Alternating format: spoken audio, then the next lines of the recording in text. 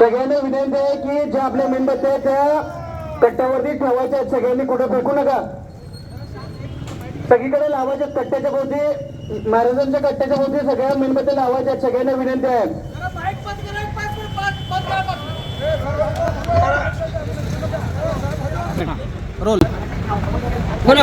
आज संघमध्ये महाराजांना उपोषण चालू होता. या निमित्ताने संघ तहसीलदार अप्पर तहसीलदार कार्यालय विभाजन करून उमदीला अप्पर तहसीलदार निर्मिती करण्याचा एक प्रशासनाचा प्रस्ताव आहे. या विरोधात संघमध्ये आपण महाराजांना उपोषण चालू केलेलं आहे. या उपोषणाच्या माध्यमातून सरकारला विनंती, एक निवेदन आम्ही सादर केला. निवेदनाचा गांभीर्य सरकारने घेतला नसल्यामुळे, प्रशासनाने घेतला नसल्यामुळे पहिला दिवस आम्ही भव्य मोर्चा अप्पर तहसीलदार कार्यालयाच्या तहसीलदार कार्यालयावरती काढला. हजारो संख्येने आम्ही मोर्चात सहभागी होते, संघ व संघ परिसरातील गावकरी. आज संघ अप्पर तहसीलदार कार्यालयाच्या वतीनं अप्पर तहसीलदार यांनी आम्हाला भेट दिली, पण कुठलाही आश्वासन आम्हाला दिले नाही किंवा अप्पर तहसीलदार कार्यालय तुमचा संकलात राहील असाही कुठलाही त्यांनी ठाम विश्वास आम्हाला व्यक्त केले नाही. त्या विरोधात त्यांचा निषेध म्हणून आणि शासनाने घातलेल्या घाटच्या विरोधात आज आम्ही संघमध्ये कॅन्डल मोर्चा हजारो संख्येने एक निषेध व्यक्त करण्यात आला. कॅन्डल मोर्चाच्या माध्यमातून सरकारला एवढं सांगायचं आम्हाला, आमचा संघ अप्पर तहसीलदार कार्यालय अबाधित ठेवून तहसीलदार कार्यालय आम्हाला संघला कायमस्वरूपी द्यावं आणि संघ तालुका निर्मिती करावा, या मुख्य मागणीसाठी आम्ही आज कॅन्डल मोर्चा काढलेला आहोत. उद्या सोमवार दिनांक 15 रोजी आम्ही संघ बंदचे आवाहन केलेलं आहे. संघ व संघ परिसरातील सर्व गावे बंद ठेवून या शासनाचा आणि प्रशासनाचा आम्ही निषेध करत आहोत. जर उद्यापर्यंत शासनाने आणि प्रशासनाने आमचा दखलपत्र नाही घेतला, आमचा प्रस्ताव रद्द नाही केला, तर आम्ही परवा दिवशीपासून जनावरे घेऊन रस्त्यावर उतरणार आहोत. घरटी 2-3 माणसं घेऊन, शेळी, मेंढी, गाय, सगळे बकरे घेऊन रस्त्यावर उतरणार आहोत.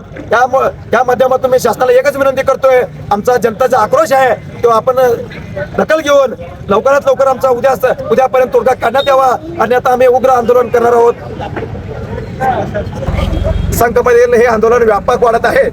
त्याची प्रशासनाने, शासनाने आणि सरकारने लवकरात लवकर नाही दखल घेतल्यास या पुढे जाऊन आम्ही उग्र आंदोलन करणार आहोत.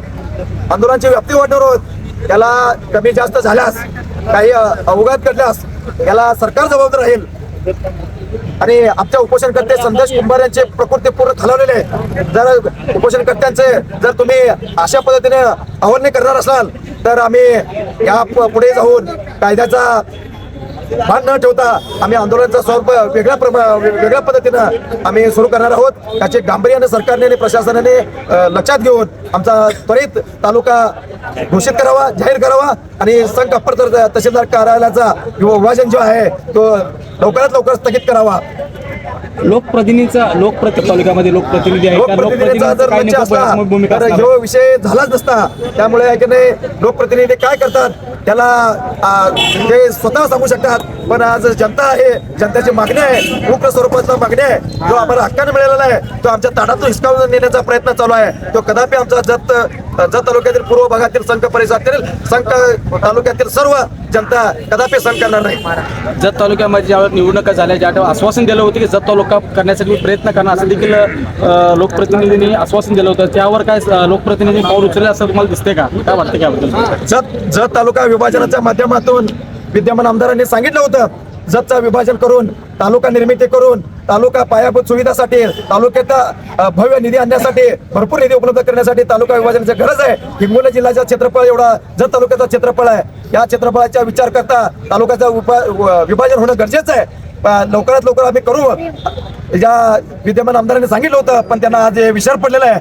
जाणीव करून देण्यासाठी आपण त्यांना आज आपल्या माध्यमातून आम्ही विनंती करतो, तुम्ही आपल्याकडे दुर्लक्ष करू नका. आम्ही पूर्ण तालुक्याचं तुम्ही आमदार आहात, एकीकडे दुसरीकडे एक न्याय, आम्हाला एक न्याय असं करू नका. तुम्हाला विनंती आहे, आमचा तात्काळ संघ तालुका जाहीर करून आम्हाला न्याय देण्याची भूमिका आपण करावं असं मी विनंती करतो. लोकप्रतिनिधी असं कुठंतरी वाटतं का संघ मधलं जी रोजीरोटी ज्या लोकांची या अप्पर तहसील कार्यालयामध्ये उत्पन्न होत्या तेच रोजीरोटी उचकावून दुसऱ्याच्या तोंडामध्ये देते असं तुम्हाला काय वाटतं याबद्दल? आज जे आमच्या ताटात वाढलेलं आहे, हे 2017 साली शासनाच्या निकषामध्ये बसलेलं आहे ते आम्हाला दिलेलं आहे. आमच्या ताटातनं उचलून उमदीला देण्याचं एक कट कारस्थान आहे. याचा निषेध म्हणूनच आम्ही आज कॅन्डल मार्च काढलेला आहोत.